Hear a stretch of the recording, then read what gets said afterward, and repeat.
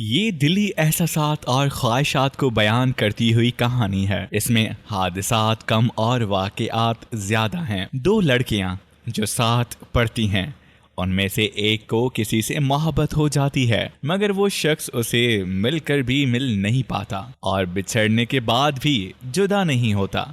कहा जाए तो ये विसाल और हिज्र की कहानी है, जिसे एक बार जरूर पढ़ना चाहिए। जैसे कहीं ख्वाब में जिंजर रॉजर्स या डायना डर्बन की आवाज में साउंड फ्रेंट वैली का नगमा गाया जा रहा हो और फिर एकदम से आंख खुल जाए।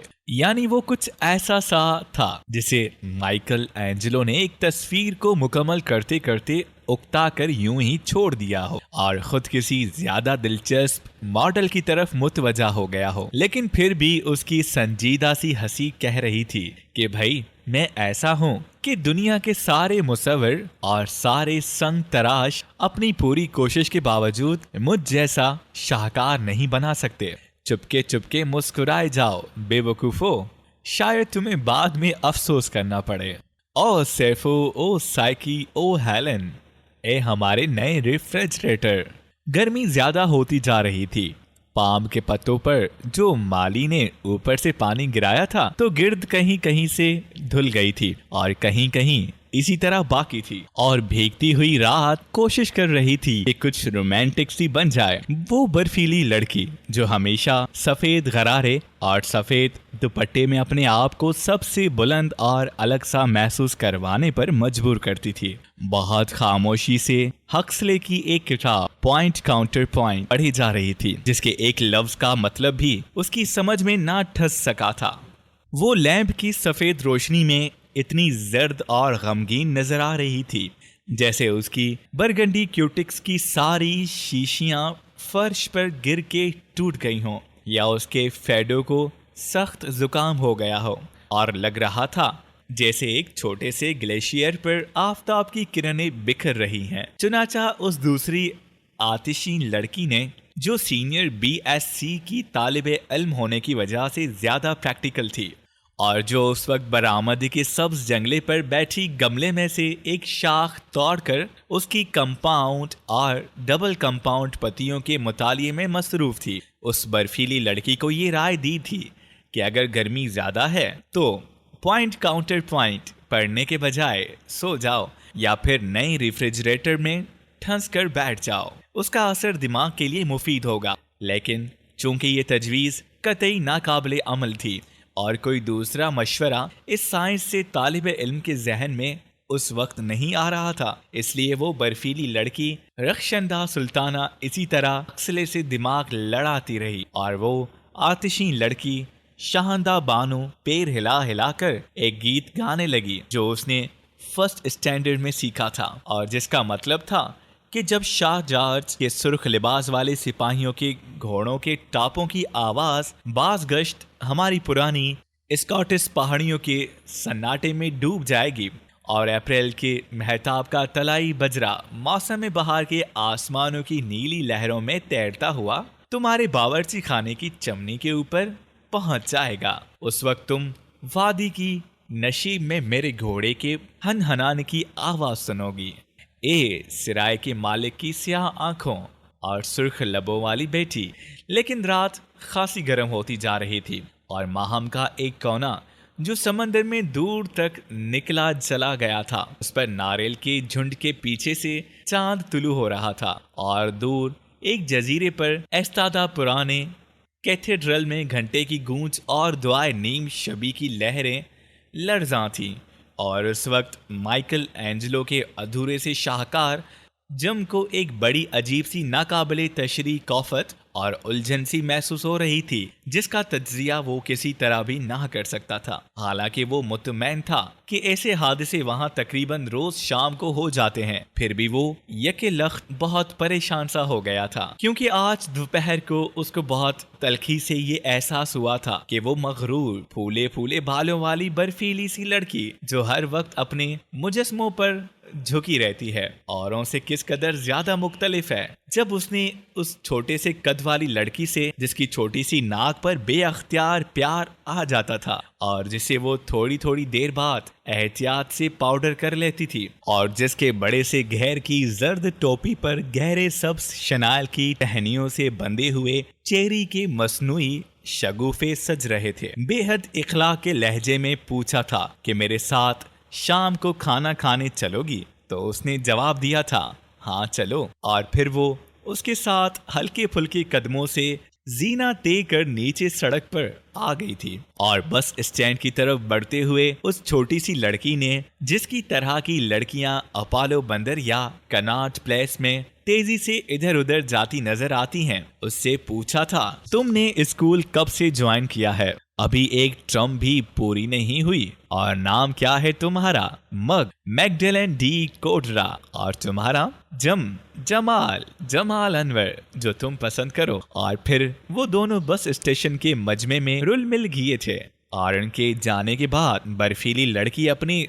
बाल पीछे को समेटकर अपने दिन भर के काम को गौर से देखती हुई अपनी कार के इंतजार में क्लासरूम की खिड़की में आकर खड़ी हो गई। और वो प्यारी सी नाक वाली मगरोज शाम की तरह खुदावंद खुदा की कुंवारी माँ की तस्वीर के आगे शम्मा रोशन करते हुए सोच रही थी कि मुजस्मों में अगर एहसास जिंदगी पैदा हो जाए तो बड़ी मुसीबत होती है, और फिर भला नताइज पर कौन गौर करता फिरे। तूफानी लहरों का एक रीला जो साहिलों से टकराता फिर रहा था। सियाह आंखों वाले फनकार की गर्म सांसों ने उस सर्द और बेरूह मुजस्मे में जान डाल दी थी, ग्लेशिया की तरह। लेकिन ये बहुत पुरानी बात थी। काश कार्ल मिस टो के नीचे उससे कभी ना मिलता। बेग, जिसने अपनी इमरान सर्द मुजस्मों की मईत में गुजार दी थी, जो उसके छोटे से कस्बे के खानका के भूरे पत्थरों वाले अंधेरे हॉल और दूसरे कमरों में फैले पड़े थे। बरसों से एक ही तरह सेंट अग्नेस, सेंट फ्रांस और सेंट जॉर्ज जिंदगी एवी मारिया मजनमत पत्थरों का एक ढेर थी, और पैदा होने के जुर्म की पादाश की ख्वाब दीदा मौसीकी की किताब का नीला रिबन। पर बहुत पुरानी बात थी ये। फिर उसकी आंखें न्यूरोलॉजिया के शदीद दर्द से बंद होने लगीं, और वो अपने नन्हे से सफेद पलंग पर गिर गई। कार्ल और उसका गतार, कार्ल की रॉबर्ट टेलर जैसी नाक, जिस पर एक शाम रोशन ईरानी ने गुस्से में आकर एक मुक्का रसीद किया था। रोशन ईरानी और आजम मसूद और आफताब, जबकि वो तीन बोहेमियन किस्म के दोस्त जो दिन भर ब्रिटिश न्यूज एजेंसी में काम करने के बाद शाम को पियानो बजा बजा कर शोर मचाया करते थे। फिर गेटवे ऑफ इंडिया के मेहराबों के वो अंधेरे साए, वो हस्पानवी सरेन। क्लास में वो बर्फीली लड़की एक आध बार बेपरवाही से नजर उठाकर उसे देखती, और फिर बड़ी मसरूफियत से मुजस्मे पर झुककर उसके पैर तराशने लगती, और माइकल एंखलों के शाहकार के औदे होठों पर हल्की सी मुस्कुराहट बिखर के रह जाती। और मई की बहुत सी रातें इसी तरह गुजर गईं, बॉलीवार के दरख्तों के साए में, खुले आसमान और चमकते सितारों के नीचे। मौसम गर्मा का जश्न मनाने वाले रक्षंदा को वो सारे पुराने गीत याद दिलाए दे रहे थे, जिनकी धुनें सुनते ही उसका दिल डूब सा जाता था। टारा Lara zone Pell, Rose Marie, good night my love, Maria Elena. चांदनी में डूबे हुए समंदरी रेत के ठंडे टैलों पर से दूसरे साथियों के गीतों की आवाजें आ रही थी। रेत पर टहलते टहलते थक कर रक्षंदा कहने लगी, बर्ज माता, क्या ऐसा नहीं हो सकता कि हम सब एक दूसरे को गमगीन बनाए बगैर जिंदगी गुजार सकें और सारे काम हमेशा ठीक ठीक हुआ करें। दुनिया के ये अक्लमंद लोग। रात खामोश होती जा रही थी। बर्ज को उस समय ख्याल आया कि उसने एक फिल्म में शायद ब्लड एंड सैंड में एक बेहद प्यारा जुमला सुना था, जो उसको अब तक याद था। Madam, walking along in life with you has been a gracious time. Rakshanda उसके साथ आहिस्ता आहिस्ता चल रही थी, और उनके कदमों के निशान रेत पर उनके पीछे पीछे बनते जा रहे थे, और बहराए अरब की नीली नीली ठंडी मौजें उनकी जानिब बढ़ रही थीं। रक्षंदा रानी, चांद हंस रहा है, तुम भी मुस्कुरा दो। ओ अंकल टोपी, तुम इतने अच्छे से हो, मैं सचमुच बेइंतहा बेवकूफ हो गई हूँ। क्योंकि उसने सुना था कि उसका होने वाला मंगेतर मुंबई स्कूल ऑफ इकोनॉमिक्स से डिग्री लेने के बाद घर वापस जाने के बजाय यहाँ सिर्फ इसलिए रहता है क्योंकि यहाँ उसकी एक केक मौजूद है और वो ड्रिंक भी करता है और मौसम गर्मा की चांदनी रातों में अपने बोहेमन दोस्तों के साथ अपनी सुर्ख गरजती हुई कार में वर्सोवा और जो हो की सड़कों पर मारा मारा फिरता है। और आतिशें लड़की ने चिल्लाकर कहा था, ओ तुम कैसी पागल हो, ओ खुदा, ओ खुदा। वो कैसे दिन थे, वो क्या जमाना था। 19-20 से लेकर 24-25 साल तक की वो उम्रें, जरा सरासी बात, मामूली से वाकयात, जज्बात की लहरें, बड़ी जबरदस्त ट्रेजेडी या कॉमेडी या मेलोड्रामा मालूम होती थीं। वो चारों दोस्त एक दूसरे के ख्यालात व अफकार, दुख सुख और मोहब्बतों के शरीक। महीने के आखिर में रोमन रोलां या शाकी किताबें खरीदने के लिए अपना फाउंटेन पेन बेचने को तैयार। मग की हिफाजत और इज्जत की खातिर कॉरल की दिलकश नाक पर मुक्का रसीद करने को मुस्तअद। शाम को मादरे मुकद्दस की तस्वीर के सामने शम्मा जलाने के बाद मग उनके लिए चाय तैयार करती।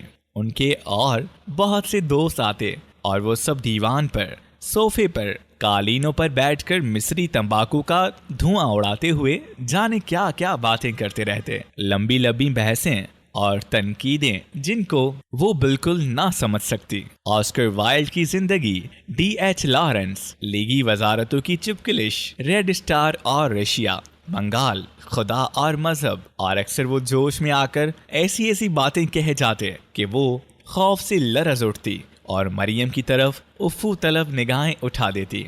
फिर कोई चीज उनकी मर्जी के खिलाफ हो जाती तो वो उसे डांट देते थे। महीना खत्म होने से बहुत पहले अगर पेट्रोल के कॉपन तमाम हो जाते या बार बार रीटिचिंग करने पर भी कोई तस्वीर दुरुस्त ना हो सकती या फ्लैट का किराया अदा करने से कबल ही पिकनिकों और सिनेमा के टिकटों पर सारा रुपया खत्म हो जाता तो वो चारों समझने पर मुस्तअद हो जाते और ये सोच सोच वैक्स ऑफ लाइफ फौरन अपने आप को शोते कि वो फनकार हैं, इसलिए जिंदगी के इन जबरदस्त मसाइब में गिरफ्तार हैं।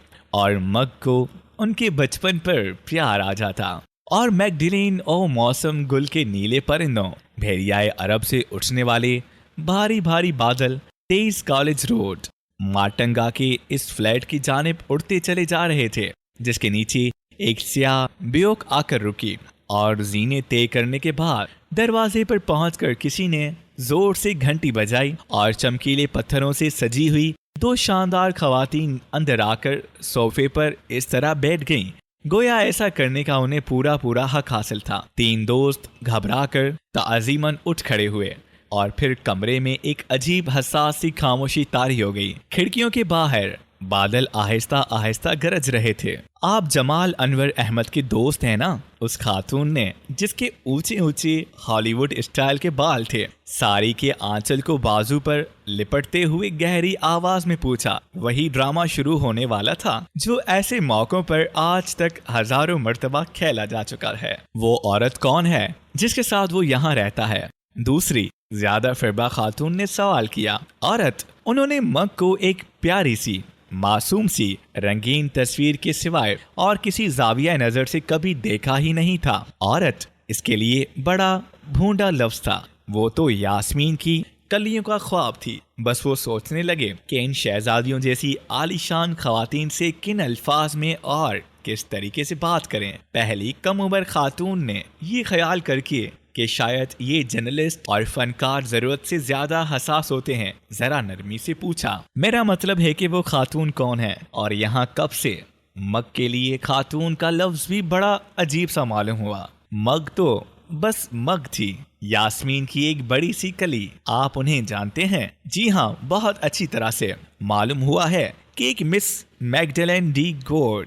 जी हाँ, दुरुस्त, बिल्कुल जी। वो तीनों एकदम फिर परेशान हो गए। माफ फरमाइएगा, ये हमको नहीं मालूम। खूब, और उन्हें आप अच्छी तरह से जानती हैं। क्या ये लड़की किसी बाइज्जत तबके से ताल्लुक रखती है?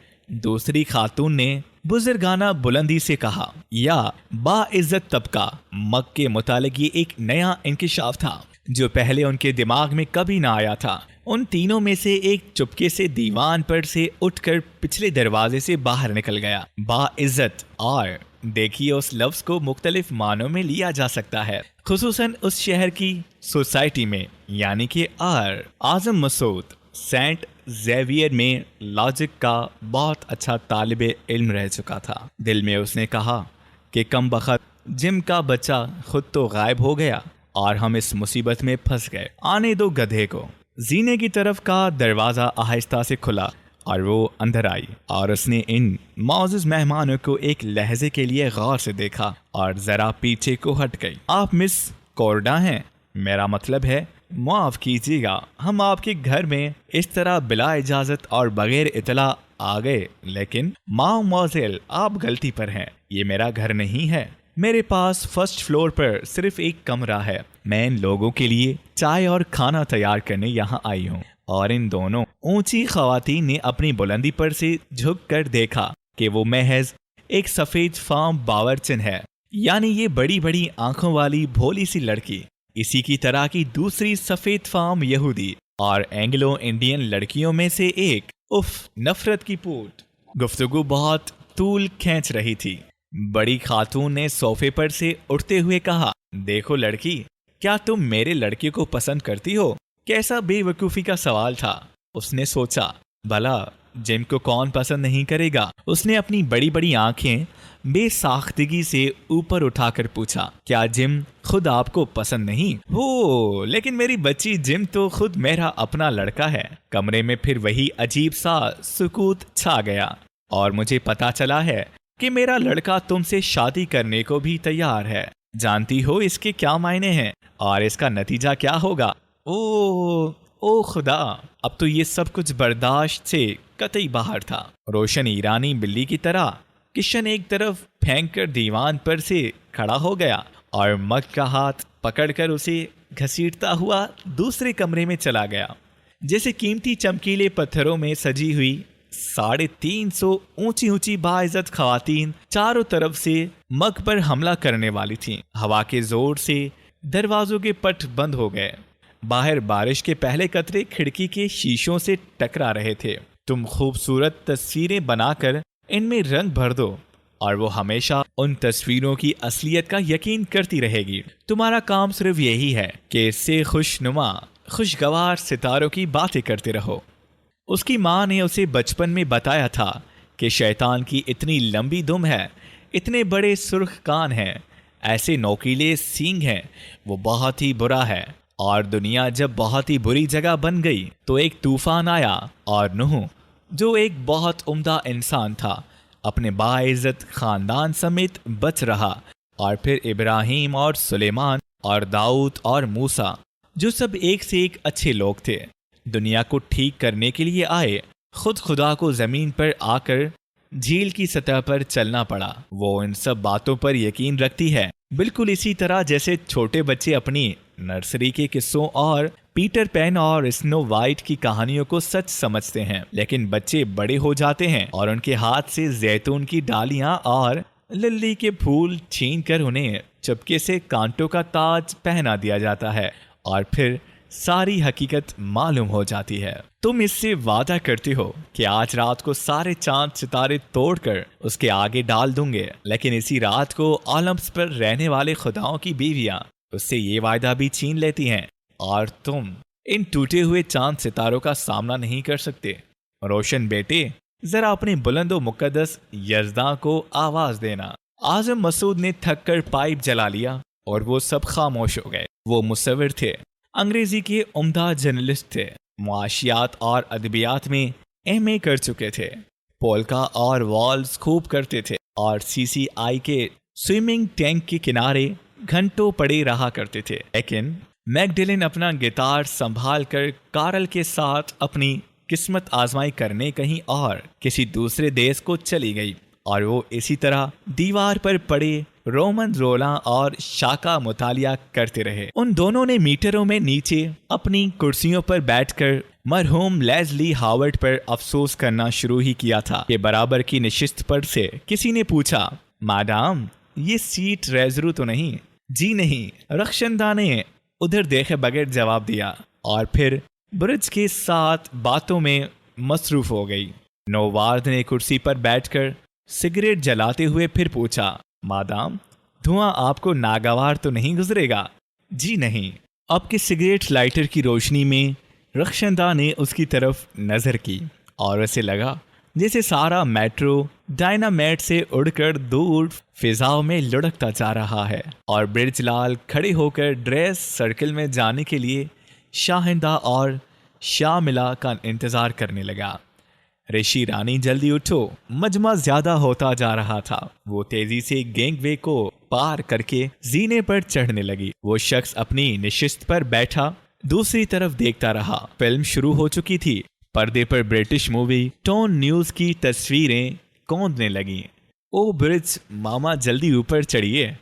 रक्षंदा की बर्फीली पेशानी पर पानी के नन्हे मुन्ने कतरे न जाने कहां से आ गए। ब्रिज ने उसका सफेद हाथ पकड़कर उसे सबसे ऊपर सीढ़ी पर खींच लिया और वो मजमे के रेले के साथ एक झोंक से उसके ऊपर गिरसी गई। वो अंधेरे में शामिला और शाहिंदा के पास जाकर बैठ गए। उसने अपना हाथ आहिस्ता से छुड़ाया। वो देर तक इतनी सी बात को सोचती रही।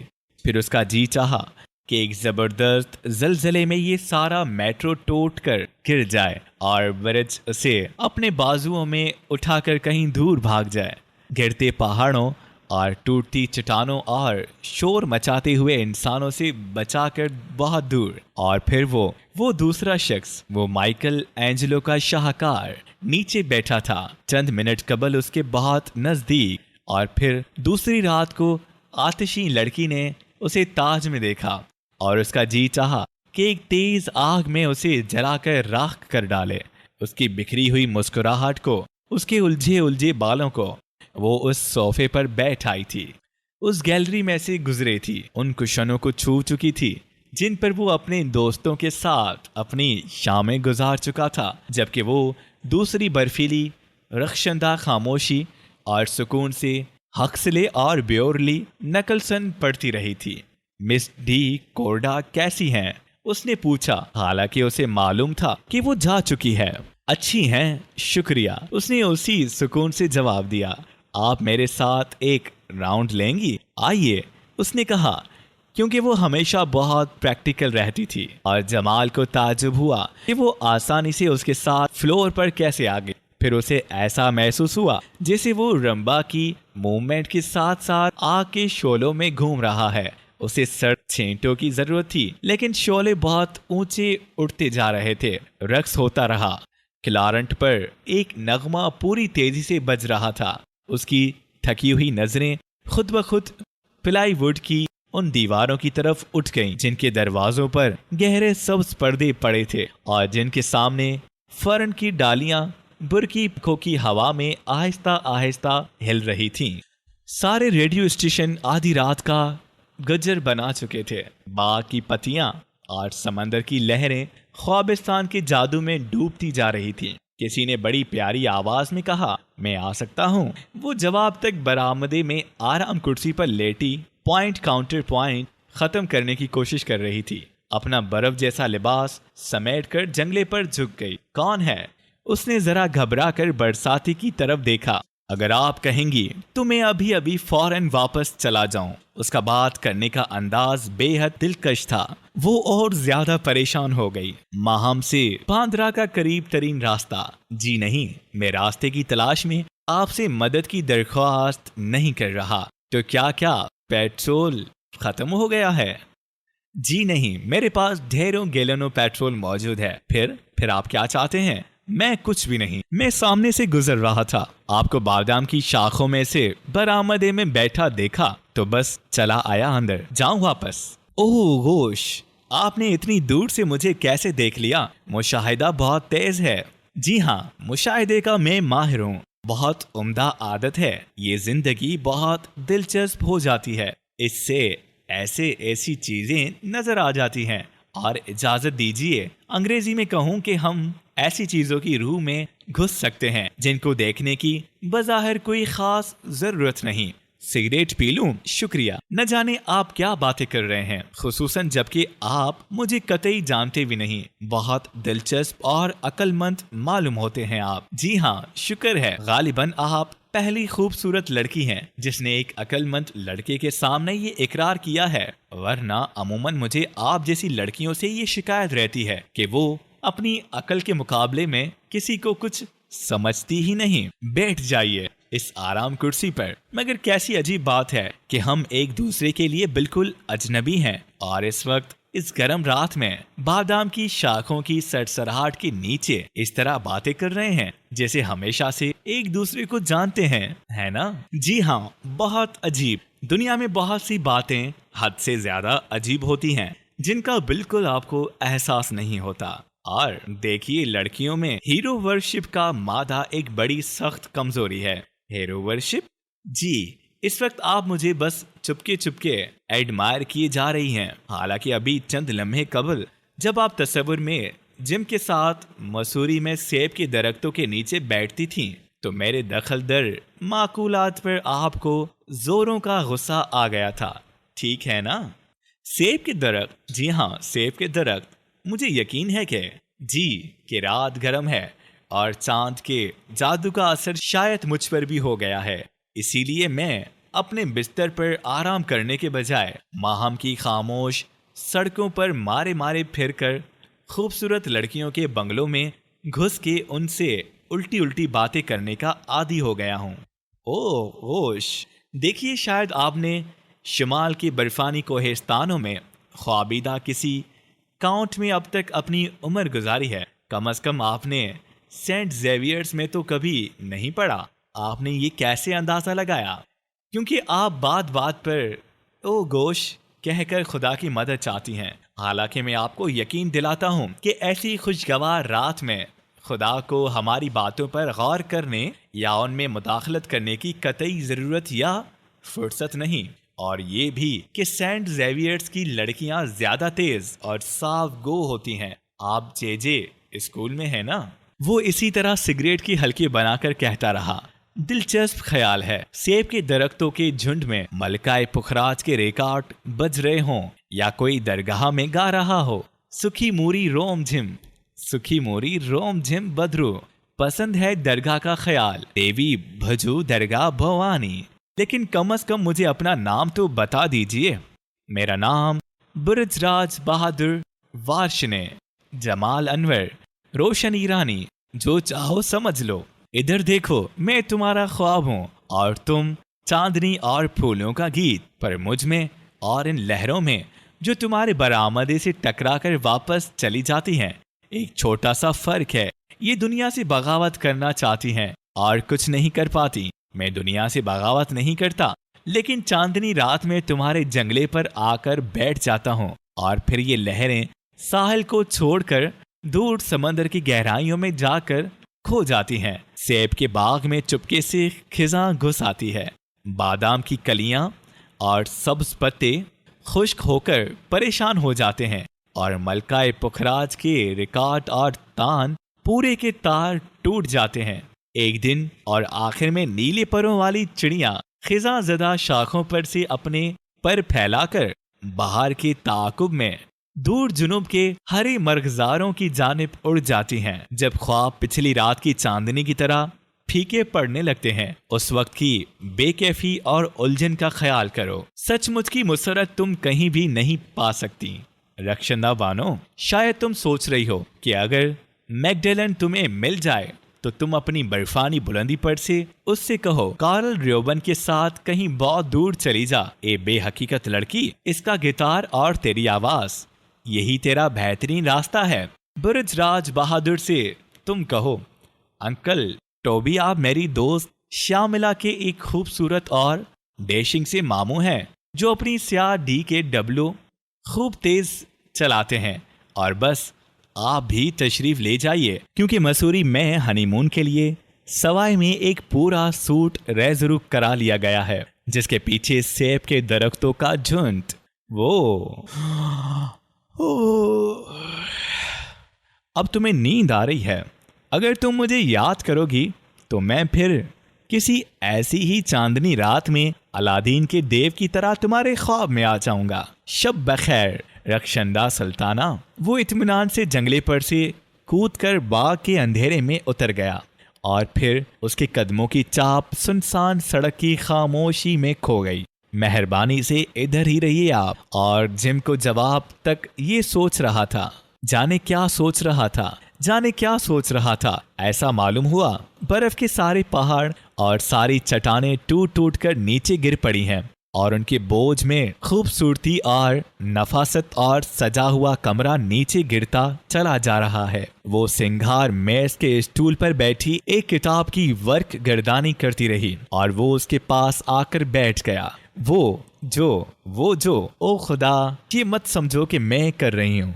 मुझे तुमसे नफरत है, शदीद नफरत। या अल्लाह, इस ताजुब फसस हो रहा था कि उसे अब तक रोना क्यों ना आया।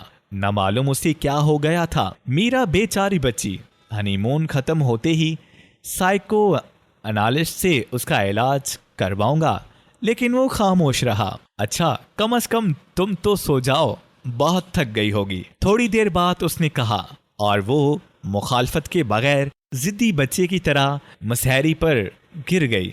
वो टहलता रहा। उस रात उसने सिगरेटों का सारा डब्बा खत्म कर दिया। तकियों में मुंह छुपाकर उसने अपनी आंखों पर हाथ रख लिए। उसने सुना जैसे कहीं बहुत दूर से आवाज आ रही थी। जिम दरीचे में खड़ा कह रहा था, इसका अंजाम तुमने क्या सोचा है? कानूनी अलहायदगी, उसने अपने आप को कहते पाया। फिर वो सो गई जैसे उसने दिन भर रोते रोते गुजारा और बमबारी या जलजले से गिरी हुई इमारत के मलबे से निकले हुए किसी जख्म खोरदा इंसान की तरह वो उसके चेहरे को गौर से देखने लगी। बालों की एक लट उसकी बर्फ जैसी पेशानी पर आ गिरी थी। उसका जी चाहा कि वो झुककर उस लट को वहां से हटा दे, लेकिन वो ऐसा ना कर सकी। ये उसकी बीवी थी, रखशंदा, खुदाया, और वो खुद जिम था, जमाल अनवर, माइकल एंजेलो का शाहकार। ओ बुलंदो बरतर खुदा, क्या हम सब पागल हैं? ख्वाबगाह का तेज लैंप रखशंदा पर अपनी किरणें फेंकता रहा। उसने सब्ज रोशनी जलाए बगैर अपने आप को सोफे पर डाल दिया। फिर वो चार दोस्त खामोशी से जीने पर से उतर के उस कार की समत बढ़े जो गेटवे के अंधेरे साए में खड़ी थी। उस पागल कर देने वाली मौसीकी की गूंज गैलरियों, स्टॉलों और समंदरी हवाओं में अब तक लर्जा थी। मादाम मैगडलेन रियोबन जो फिटलाइट की तेज किरणों में नहाती हुई गा रही थी, और कार्ल रियोबन जो पियानो पर बैठा था, और हॉल जो अल्ट्रा फैशन एबल लोगों से पिटा पड़ा था। और उन्होंने सुना कि कार्ल रियोबन और मादाम रियोबन अपने ऑर्केस्ट्रा के साथ जहां जाते हैं, शोहरत और इज्जत उनके कदमों पर झुक जाती है। शुमाल के सारे बड़े बड़े फैशनेबल शहरों में उनके कॉन्सर्ट हो चुके हैं। रेडियो में उनके प्रोग्राम रखे जाते हैं। इत्तेहादी फौजों को महफूज करने के लिए उनको खास तौर से मदऊ किया जाता है। मादाम रियोबन जो स्याह या नकरई शाम के लिबास में चमकीले पत्थरों से सजी हुई खामोशी से अपने जीवन साथी के हाथ का सहारा लेकर स्टेज पर आती है, और फिर सारी दुनिया पागल हो जाती है उसके नगमों से। और उन्हें तेजाब की सी तलखी और तेजी के साथ याद आया, कार्ल कहा करता था, मेरे साथ चलो, मग तुम्हें बुलबुलों और कोयलों की मलका बना दूंगा। मैगडलेन, मैगडलेन, मेरी सेनोरीता, गोवा की काली रातें तुम्हें पुकार कर वापस बुला रही हैं। रातों को तुम्हारे बालों में सितारे सजा करेंगे और महताब की मुगनी का गिटार बजता रहेगा। तुम मग, सुर्ख होठों वाली चुहिया, तुम्हारी न्यूरोलॉजिया की शिकायत हमेशा के लिए दूर हो जाएगी। तुम मेरी आंखों से देखोगी, मेरे कानों से सुनोगी, मेरे जादू से रक्स करोगी, और सारी कायनात मदोश होकर हमारे साथ नाचने लगेगी। बेवकूफ लड़की, जवान चार सर फिरे हिंदुस्तानी लड़कों के लिए कराफर्ड मार्केट से मछली के डब्बे खरीद कर लाती हो और उनकी चाय की प्यालियां साफ करती हो। रब्बे यहूदा की कसम, इस भूरे बालों वाली गुलहरी में जरा भी अकल नहीं। फिर उन्होंने सुना इत्तेहादी फौजों को महफूज करने वाली एक पार्टी के हम रहा मशरिके वस्ता जाते हुए जहाज पर एक हादसे की वजह से मिस्टर कार्ल रियोबन का इंतकाल हो गया और खूबसूरत और गमगीन मादाम रियोबन पार्टी से अलहदा होकर अपने वतन वापस चली गईं। और एक नेल्गो सुबह गोवा के एक छोटे से हरे भरे कस्बे के पुराने और भूरे पत्थरों वाले कैथेड्रल में जब मास खत्म होने के बाद फादर फ्रांसिस्को ने कुर्बान गाह के दरीचे के सामने का पर्दा बराबर किया तो उनकी पेशानी पर और बड़ी बड़ी नीली आंखों में एक मलकूती मसरत और इत्मीनान की रोशनी चमक रही थी, क्योंकि एक भटकी हुई रूह आखिर अपने चौराहे के पास पहुंच चुकी थी। खुदावंदे खुदा की रहमत हो उस पर, वो यसू की दुल्हन बन गई। दुआ के आखिरी अल्फाज भूरे पत्थरों वाले हॉल के मजमंद सन्नाटे में डूब गए और फादर डाइगो आर्गन बंद करके सीढ़ियों से नीचे उतर आए। बाहर आसमान के नीचे बहुत से टूटे हुए नीले पर हवा में तैरते फिर रहे थे। और ऐसी ही एक नेल्गो शाम के अंधेरे में जबकि ताज की एक गाला नाइट के इख्तिताम पर गेटवे, बरसाती और गैलरियों में मजमा कम होता जा रहा था। मोटरें स्टार्ट हो चुकी थीं और इक्का दुक्का लोग सीढ़ियों और सड़क के किनारे सिगरेट जलाने और अपने दोस्तों को शब बखैर कहने के लिए रुके हुए थे। उन चारों दोस्तों ने अपने पाइपों की राख झटकी और उनकी सुर्ख कार ढलवान पर बहने लगी। रात गर्म थी और वर्सोवा और जोहो की खामोश सड़कें उनका इंतजार कर रही थीं।